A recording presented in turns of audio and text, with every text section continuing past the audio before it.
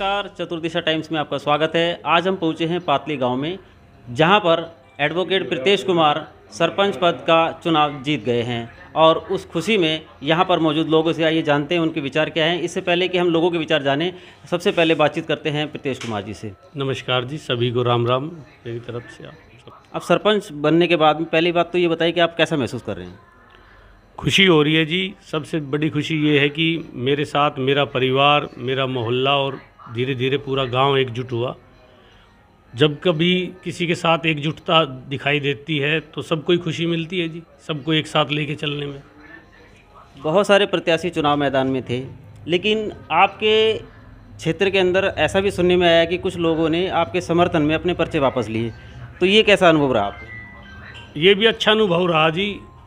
उनसे प्रयास भी किए, निवेदन भी किए और साथ ही साथ मैं तो कहता हूँ बड़े भाई थे मेरे, उन्होंने भी ये कहीं ना कहीं लगा कि अब ये बच्चा है हमारा, छोटा भाई है, पढ़ा लिखा है, कहीं ना कहीं आगे बढ़ेगा, हम सब साथ रहेंगे तो ये इसकी जो एजुकेशन का फ़ायदा गांव को भी मिलेगा, समाज को भी मिलेगा। और कहीं ना कहीं जो भाईचारा बढ़ता दिख रहा था, तो उस भाईचारे को बढ़ाने के लिए उन्होंने मेरा साथ भी दिया, आशीर्वाद भी दिया, सहयोग भी किया।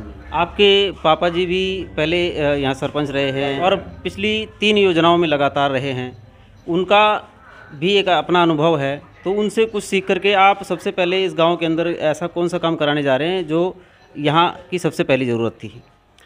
हमारे गांव की जी जो सबसे पहली ज़रूरत है वो एक तो कम्युनिटी सेंटर है और बारात घर है, जो जिसकी बहुत ही ज़्यादा सख्त आवश्यकता है फ़िलहाल यहाँ पे गांव में।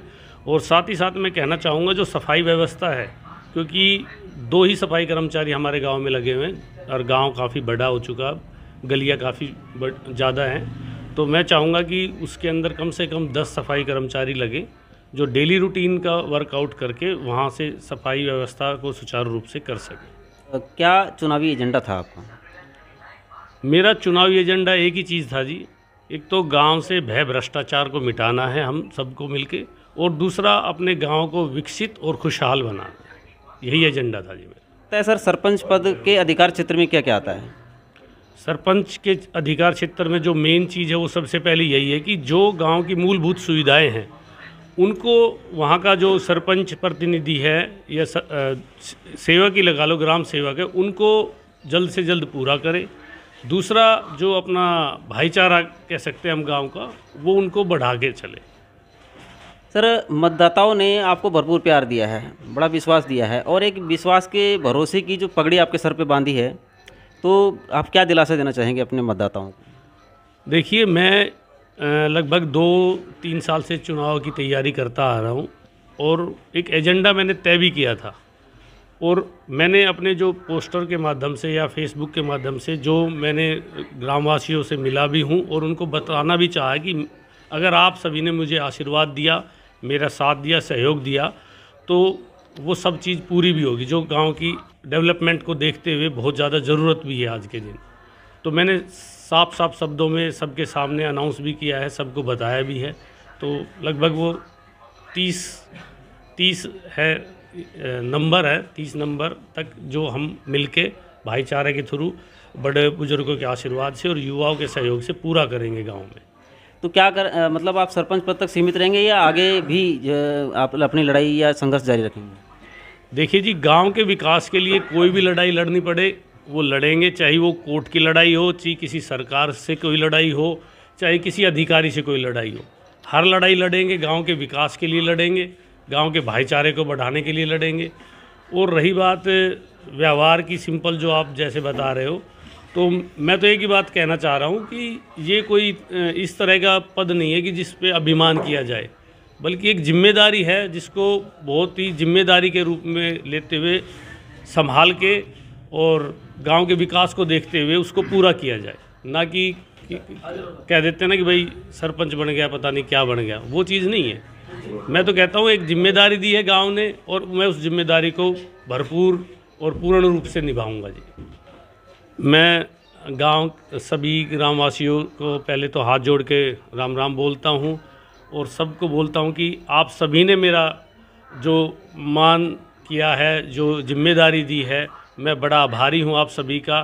और मैं आशा करता हूं कि कभी भी मेरे से कोई जीवन में भूल हुई हो या आगे हो जाए तो कभी भी आगे बोल देना, मैं उस भूल को भी स्वीकार करूंगा और उसमें सुधार की भी गुंजाइश रखूंगा। मैं सुरेंद्र सिंह धनखड़ ग्राम पातली का रहने वाला हूं और अभी जो है हमारे छोटे भाई प्रीतेश धनखड़ जी सरपंच पद से उम्मीदवार जीते हैं कल, और बहुत ही होनहार, संघर्षशील और पढ़े लिखे हैं, तभी हम लोगों ने इनका पूर्ण साथ दिया है।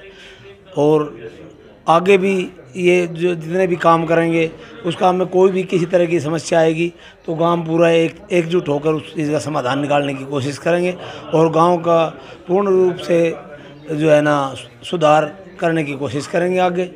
अभी गांव में पिछले 5 सालों में कोई काम नहीं हुआ। जो पहले सरपंच थे उन्होंने किसी तरह का भी एक भी काम पूर्ण नहीं किया, और उसको देखते हुए हमने इतने अच्छे पढ़े लिखे होनहार अपने छोटे भाई प्रीतेश धनखड़ जी को चुना है। तभी मैंने अपना सरपंच पद का पर्चा भी वापस लिया है कि उनको जो है ना हराने के लिए और एकजुट अपने गांव को एकजुटता का दिखाने के लिए हमने 2 पर्चे वापस करे हैं। भाई धर्मवीर ने किया है और मैंने किया है, और इसीलिए किया है कि उनकी होनहार जो है ना सरपंच आगे आए और गांव में मेरा नाम तूफान सिंह है। मैं जो सरपंच साहब उनका भाई हूँ छोटा।